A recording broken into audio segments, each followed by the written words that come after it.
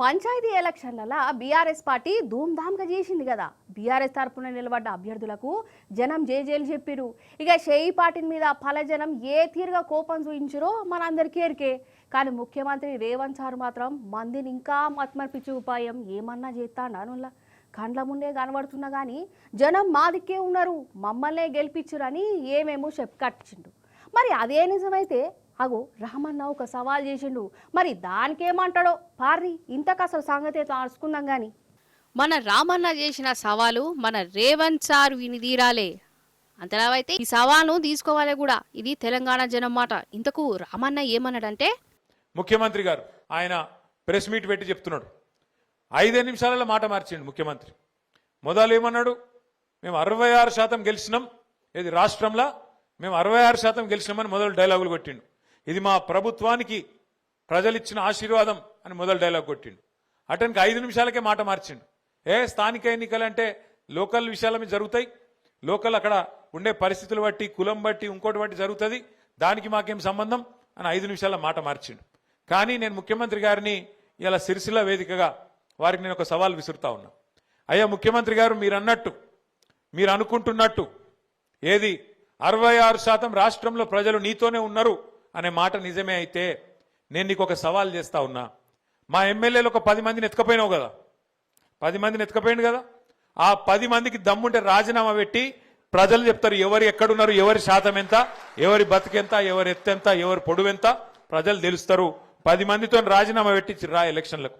ఆ పార్టీలో చేరినాక, కాంగ్రెస్ పార్టీలో చేరినాక వాళ్ళు మాట్లాడిన మాటలు, వాళ్ళ నోట్లకెళ్ళి వచ్చిన మాటలు, మైకులో చెప్పిన మాటలు బొచ్చెడున్నాయి. ఆ కడియం శ్రీహరి గారు అని ఒక పెద్ద మనిషి ఉన్నాడు, నేను అభివృద్ధి కోసం కాంగ్రెస్ పార్టీలో చేరినా అని చెప్పి కుల్లా చెప్పిండు.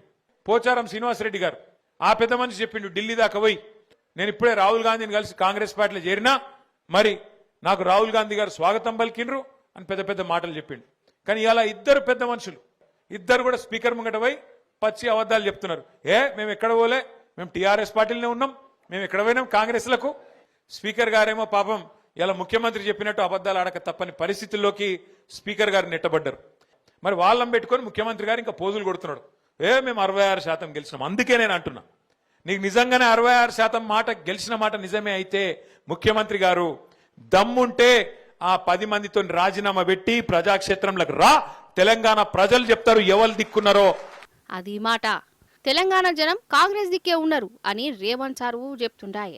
మరి అదే నిజమైతే బీఆర్ఎస్ నుంచి పోయి కాంగ్రెస్ కండువా కప్పుకున్న ఎమ్మెల్యేలతోని రాజీనామా చేయించి చేయి గుర్తుతోని పోటీ చేయిస్తే ఇక తెలంగాణ జనం ఎవరు దిక్కున్నారో అందరికి సమజ్ అవుతుంది. ఈ ఉద్దరం ముచ్చట్లు ఎందుకు? ఇక ఈ కోర్టులు, కేసులు, స్పీకర్ సార్ విచారణలు ఇవేం అవసరం కూడా ఉండయి.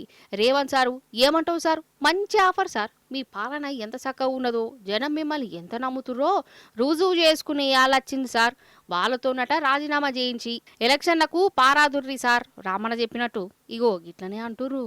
ఇక ఇంకో దిక్కు సర్పంచ్ ఎలక్షన్లా షెయి పార్టీ సావు దెబ్బ తిన్నాక ఈ షెయి పార్టీలకు ఎటు ఏం దోత్తలేదు కావచ్చులా, ఏదో మేకపోతు గాంభీర్యం అని అంటారు చూడు.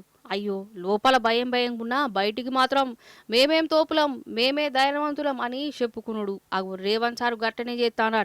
66% జనాలు మాకెళ్లే ఉన్నారని విలేకరుల ముందు చెప్పుకొస్తాడు. ఏ లెక్క ప్రకారం జనం మీ ఎంబడున్నారు సార్ అంటే ఏమేమో లెక్కలు చెప్తాడట. ఇక సార్ అట్లా చెప్తుంటే అక్కడ నవ్వనోళ్ళు లేరు. అందుకే గిట్లా నవ్వుల పాలయ్యే వదులు అప్పుడే కాంగ్రెస్ కండువా కప్పుకున్న ఎమ్మెల్యేలతోని రాజీనామా చేయించి మళ్ళా ఎలక్షన్లకు పోతే ఒక చిత్తం అవుతుంది కదా అని చెప్తురు రేవంత్ సార్కు.